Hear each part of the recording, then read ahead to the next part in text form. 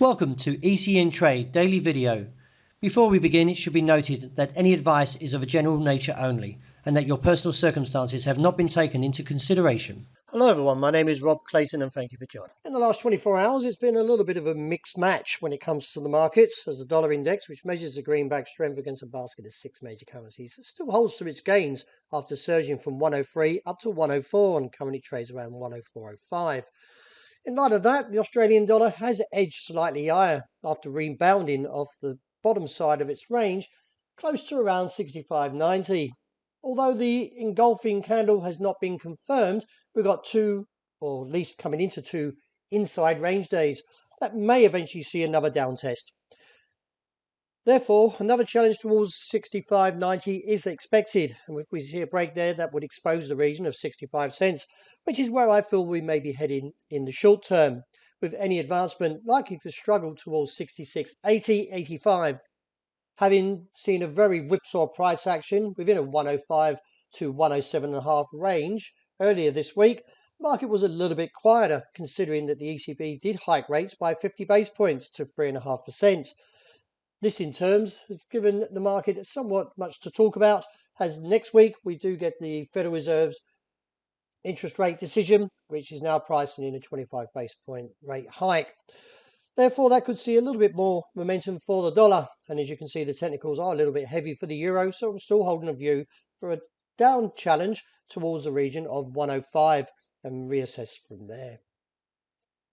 The dollar yen, very whipsawed as you can see here, took another challenge at that level of 132.0525 and was rejected and posted a hammer that could support further gains.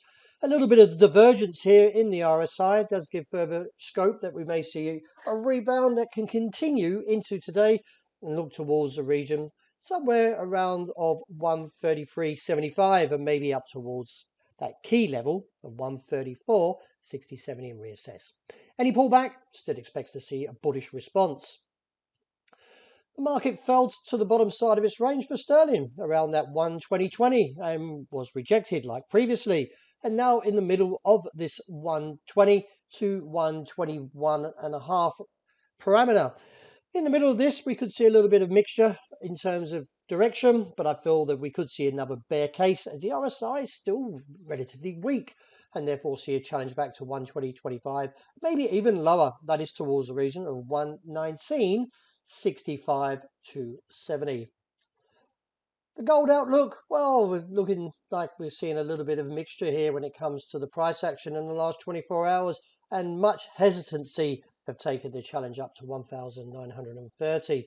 From the rejection again from last night, may actually put a little bit more dent to the bearish case, and that is see the market weigh on the support that comes in roughly now at 1,916 with further scope with the base of 1,884.85 awaiting its challenge.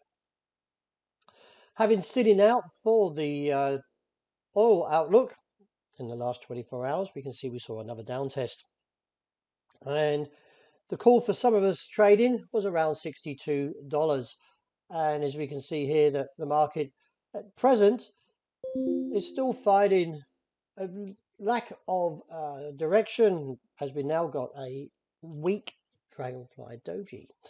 I feel that the market still holds to a very negative case, but I'm still going to sit out for another day because the market is just too whippy at this bottom side of the range, being oversold, and therefore no doubt we could see another down test anywhere towards 64.5 and a rally as far as 72. So you can see why I want to sit out at the moment, because it's just going to be too whipsaw to trade. So it's safer to just spectate and see what the outcome is from the close of New York tomorrow morning. Well, that wraps it for the morning. Thank you very much for joining me. And as always, look out for the intraday report, and I hope you enjoy the great start to the day.